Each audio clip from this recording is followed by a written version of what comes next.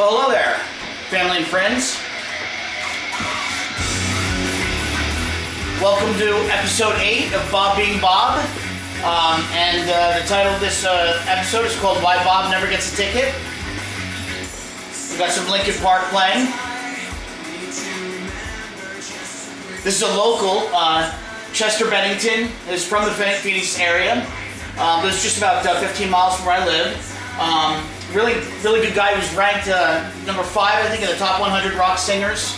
Another thing that's interesting about Chester is that he was bitten by a recluse spider, actually, and had 3 or 4 years of complications. That's a very, very poisonous spider, and they're all over out here in Arizona. So we're listening to a little Linkin Park today. And today's episode is some tips to my friends and family about how to appropriately handle a pullover situation with the police. First, we start by saying I have a great deal of respect for the police. They risk their lives every day for very little money, and I'm very grateful for the police out there. I was one of the rescuers at 9/11, and I saw so many police running in when everybody else was running out. So I really do feel like the police do provide a very valuable service, actually, so that I can sleep comfortably and soundly at night. And you know, the amount of money that they make to risk their life is very little. If I could make a living, I'd be a police officer probably, but it's really tough. But quick shout out to Christopher Wolf. He's a detective in Virginia, and great deal of respect for him. And so Christopher, really appreciate your service. So let's go over a couple things that have helped me. You can use what I give here, and what doesn't apply to you, just leave it at the door, like I always say. A lot of this stuff is over the top, and I can get away with it, but many others probably couldn't. So some things, when you're getting pulled over, the first thing that I do is try to find somewhere safe to park my car. Not just safety for me, but safety for the officer. So what I would do is look for, to the right-hand side, look for a very widest part of the highway, shoulder, where there's a lot of visibility on a straightaway usually, where I'm not too close to the traffic. A lot of accidents happen when you're parked right on the line when you get pulled over. The second thing I do is my body position, my body language. I roll down my 2 front windows and place my hands on the steering wheel, both hands. At night, really important. Roll down the 2 front windows, and even maybe the back. Turn on the interior light, all interior lights, to try to make the police feel as safe as possible. If they feel, the more safe they feel, I think the better you'll get treated. So I put my hands on the wheel, and I stay calm. Always very respectful. I'm very honest. One of the things that police just absolutely hate, and I know because I have a couple police friends, also my father-in-law is a retired detective out of Toledo, is when they say, "How fast were you going?" And you're going like 90, and you say, "Oh, I was going 58," you know, and then they know that you know how fast you're going, and that's just, every time I did that in my 20s, I got a ticket, and they hated that. They're like, "Oh yeah, right." They roll their eyes. So I try to be honest. You know what? I was going really fast. Probably the maximum speed before it's a crime in Arizona is 86 miles an hour. So I try to keep it 86 or under. But sometimes I do go over that. I have a sports car, twin turbo, very fast. It's really fun to drive fast. And but I let them. They say I also have a radar detector that is GPS connected. So when they hit me, my radar detector tells me what speed I'm going. So I know exactly how fast I'm going when I get hit by the radar from the police. So I tell them I think I was going around 85, 86, close to the maximum. And then I accept responsibility. I go, "No, you know what? I had a bad day, or had a long day, or a good song came on the radio, or whatever the reason."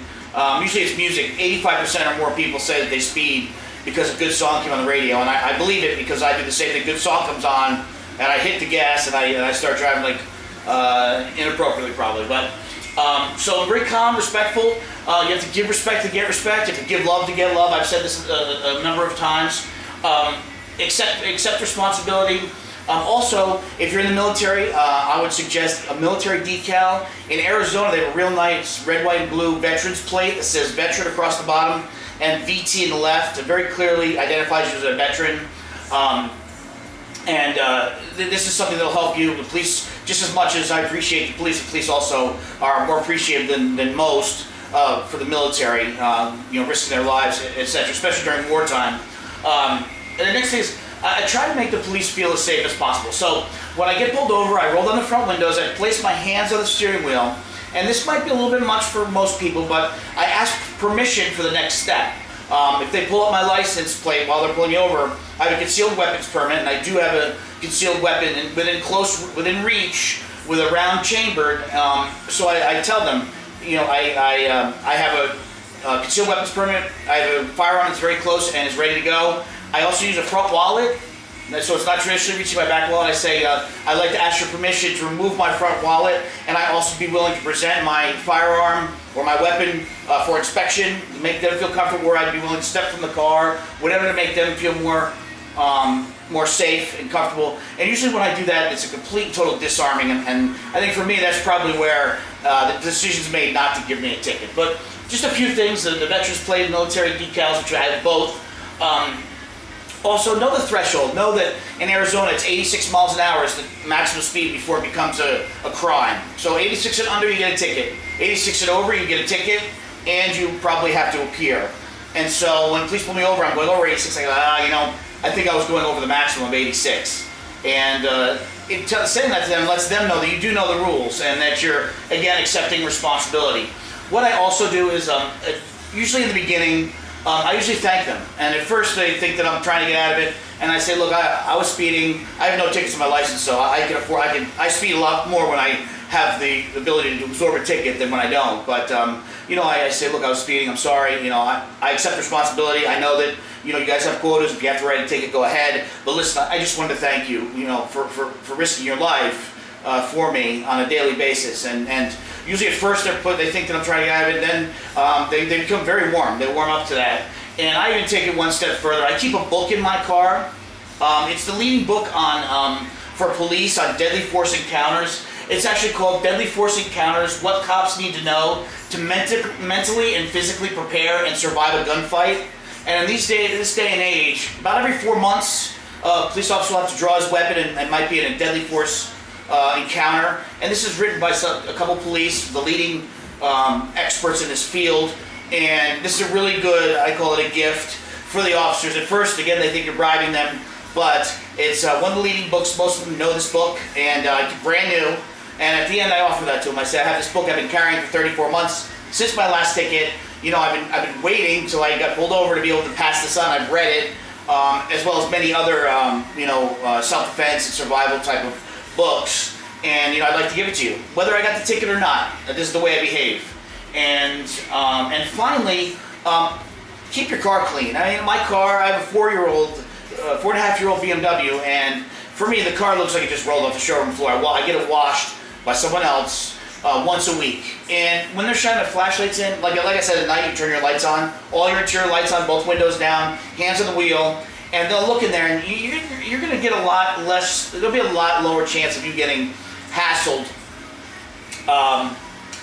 if your car's not a mess. They can see, in my car, they can see all the open areas unrestricted.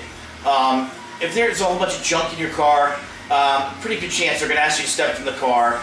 And so that's really helped me keeping the car clean. So those are some of the things that have helped me in dealing with the police.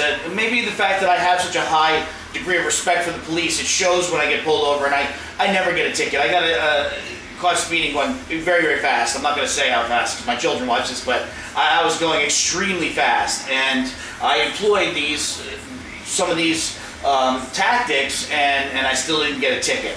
And so I think the number one thing is be respectful, be honest, and make the police officers feel as safe as possible. And if you got a ticket, well, and you were speeding, you deserved it. I mean, there's consequences. So when I do get the ticket, I say, well, I was going 84 and a 50, so, you know, I deserve to have a ticket, you know. And my wife, my father-in-law, and her father is a retired detective.